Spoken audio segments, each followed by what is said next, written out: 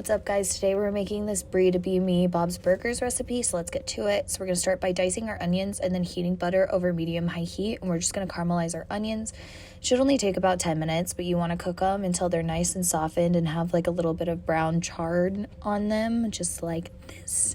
And once those are done, just take them off the heat and set them to the side. And then we're going to preheat our air fryer to 400 degrees for 5 minutes. And then we're going to cut the rind off of our Brie and then cut them into small squares and just set those over to the side because we're going to wrap the Brie in our burger buns.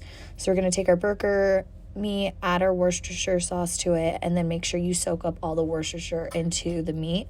And then we're going to form that into just balls. We're not going to make them into patties yet because we're going to take our Brie and wrap our burger around the Brie. And so I only show one piece here, but I did 3 pieces per burger patty. And then once those are done, you're just going to pop them in the air fryer for 350 for 8 minutes, and they'll be nice and juicy like this.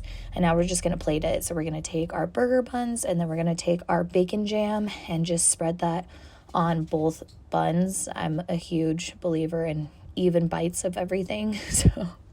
And also I like to have sauce on both buns. It just feels like it makes it more juicy. And then we're going to add in our sweet gherkins.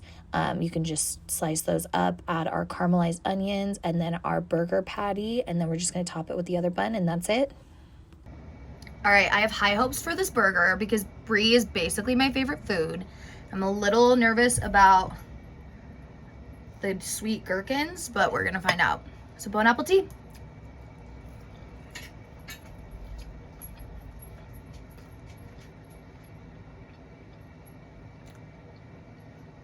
I just got goosebumps. The bacon jam is a must. Holy.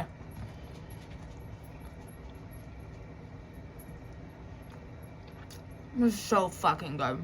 It's so fucking good.